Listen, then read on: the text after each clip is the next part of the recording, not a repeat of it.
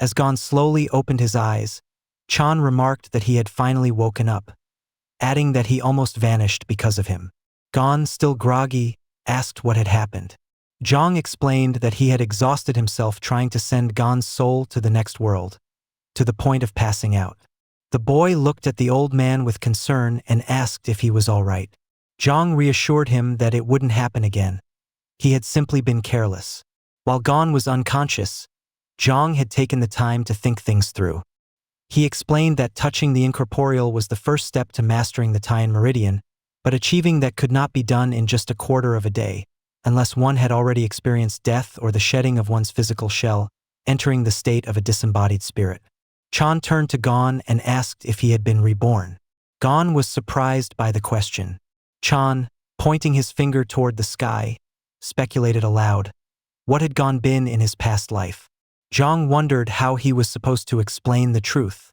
Eventually, he told Gon that he was someone who had lived in the far future, not in the Middle Ages. Zhang, shocked, noted that if the old man from the Green Forest heard such a thing, chaos would erupt.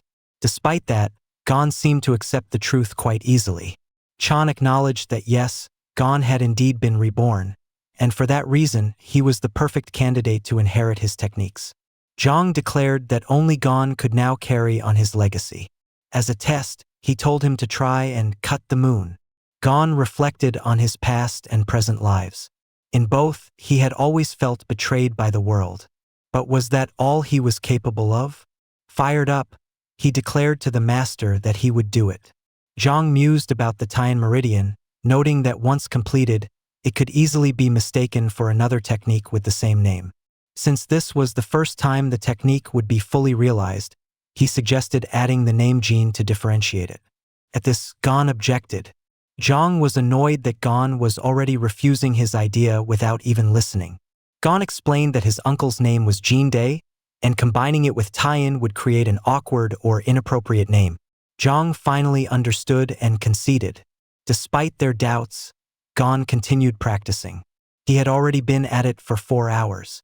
Observers were surprised, expecting the young master to give up quickly. Yet a month passed and he kept going. Some noted that maybe he had matured. One servant questioned his brother, asking if this bizarre waving of arms counted as training. His brother admitted it looked strange but said Gon had changed. It must be jealousy over his younger brother being named heir.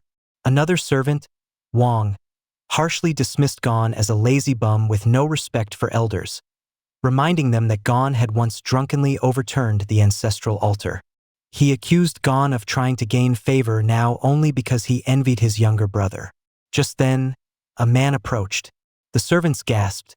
It was Master Nung. Mentor Ha Jun Nung scolded them for insulting their own master behind his back. The servants immediately bowed and begged for forgiveness. But Nung declared that they would be punished regardless and ordered them to be taken away. As he watched Gon, Nung thought to himself that even these foolish servants could see through Gon's attempts to change. If Gon truly wanted people to believe in his transformation, he would need to try harder. In Nung's eyes, Gon could never become the clan's leader, not compared to young Master Bika, who possessed intelligence, martial talent, nobility, and good looks. Gon, on the other hand, was seen as a lazy and arrogant drunk. The Ruby Training Hall, where Gon practiced, was a sacred space obtained by defeating the leader of the Death Strike cult and was purified by water from Mount Chan. Yet Gon dared to cook there. Nung vowed he wouldn't let this continue. He'd make sure Gon never dared use this place again. Suddenly, Gon interrupted his thoughts. "Stop right there," he called out. Nung was startled. Had the boy heard him approach?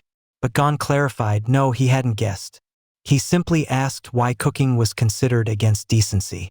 "Without food, people die," he added. Nung realized Gon was anticipating his every move. Blocking his chi channels had weakened his body, but heightened his intuition. A cold aura radiated from Gon's body, breaking through even the refined yangshi of the Ruby Hall. Gon asked why Nung didn't just greet him. Nung, surprised, realized the boy had sensed his presence all along. Gon confirmed it was him, Grandmaster Nung. Trying to recover, Nung bowed and apologized for his late greeting. Gon, confused by the sudden humility, allowed him to leave. As Nung stepped away, he moved with such silence that Gon almost missed it. That was the superior blade of the purple demon, a title earned from unmatched stealth. Later, Chan asked Gon what was wrong. Gon, brushing it off, said everything was fine. Chan then asked if he could borrow Gon's body just for the duration of the meal. Gon refused, reminding him that the master had warned he would die if possessed again. As Gon prepared food, Chan inquired whether the ladle was important. Gon replied that it was precious and he definitely needed to retrieve it. Otherwise, a maid might take it. Though he'd been practicing the Taiyin meridian for a month, he still felt no progress. Zhang disagreed, telling him to strike his palm. Gon did, and Zhang remarked that his ability to concentrate his will had clearly improved. Progress might not feel visible now, but it was happening. Changing the subject, Zhang asked if Gon got along with his brother. Gon admitted he used to. They had been close. He used to carry his younger brother on his back. But over time, their bond deteriorated. He had ruined everything, destroying the boy's favorite things, teasing him until his cheeks bled. When it came time for Gon to leave the family, his brother hadn't even said goodbye. Zhang told him not to worry. Conflict between brothers was common in martial families. Gon was surprised. Didn't the master once say harmony should reign in a household? Zhang replied, except between brothers. He shared that he had a brother too, one he sent an assassin after. Though he didn't kill him, he shattered his dantian and severed his energy channels, ensuring he lived crippled.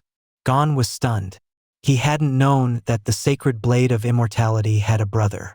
As they walked, Gon noticed his younger brother Ha in the room. Embarrassed, he apologized, not realizing there was a guest. He felt Ha's stare drilling into his back. The master whispered that Ha's gaze was deadly. Gon confirmed he could feel it. He knew Ha hated him. He told the master it was time to leave. But as they approached the door, Ha stood in their path. The master was impressed. Ha's footwork was silent, comparable to Gon's. Gon called him out, saying that blocking someone's path without speaking was rude. Then, as he passed by, Gon deliberately bumped his shoulder into Ha.